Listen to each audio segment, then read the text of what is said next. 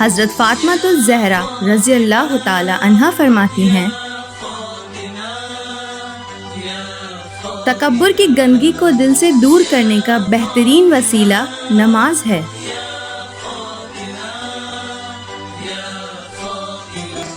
والدین کے ساتھ نیک سلوک کرنا خدا کے غضب اور ناراضگی کو دور کرنا ہے۔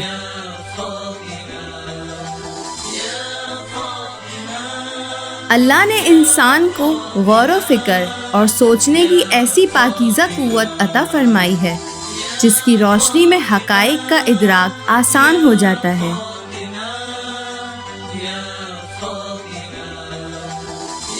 تاریخ اس بات کی گواہ ہے کہ خون ریزیاں کرنے والے بالآخر اپنے انجام کو پہنچے۔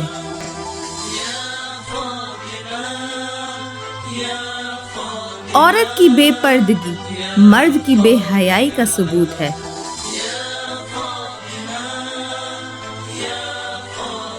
عورت کے لیے سب سے بہترین یہ ہے کہ نہ وہ کسی نامحرم مرد کو دیکھے اور نہ ہی کوئی نامحرم مرد اس کو دیکھے۔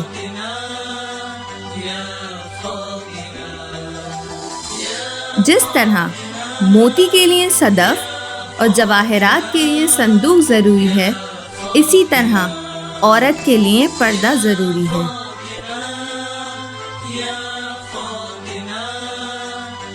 جب ایک عورت گھر میں ہوتی ہے، گھر کے کام اور بچوں کی تربیت کر رہی ہوتی ہے، تو اس وقت وہ اللہ عز و جل سے سب سے زیادہ قریب ہوتی ہے۔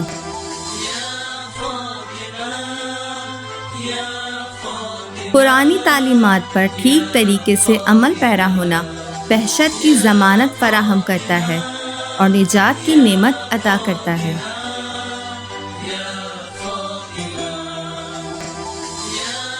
آنے والے جانے والوں سے عبرت حاصل کریں۔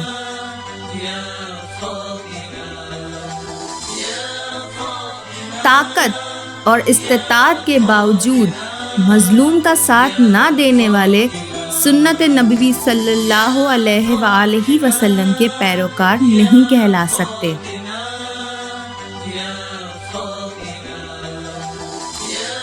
جہاد ایسا مقدس فریضہ ہے جس سے اسلام کی عزت و عظمت ظاہر ہوتی ہے۔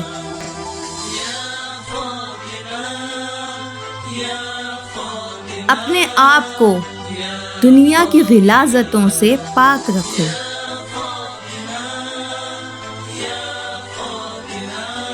صلہ رحمی سے عمر بڑھ جاتی ہے۔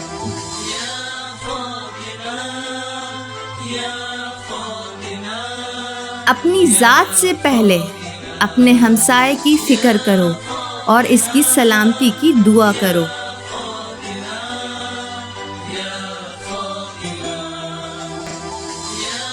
کوئی عورت بلا اشد ضرورت کسی دوسری عورت کو برہنہ نہ دیکھے۔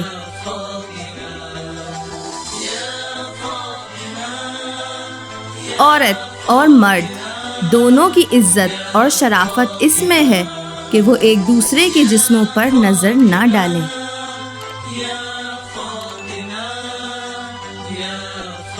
کسی کو یہ حق حاصل نہیں کہ وہ مسلمانوں کے مسلمہ حقوق کو غصب کرے۔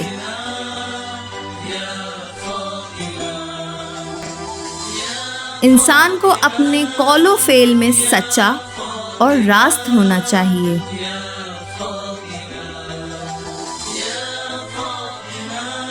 سادگی سب سے اعلیٰ اخلاقی صفت ہے۔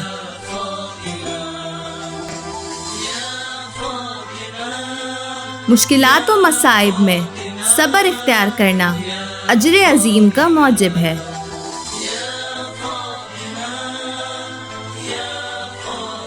جو شخص اللہ تعالیٰ کی اطاعت کرے گا جزا پائے گا، اور جو نافرمانی کرے گا سزا پائے گا۔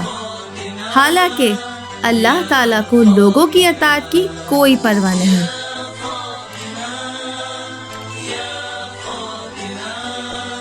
روزہ رکھنا اخلاص عبادت کا مضبوط ترین عمل ہے۔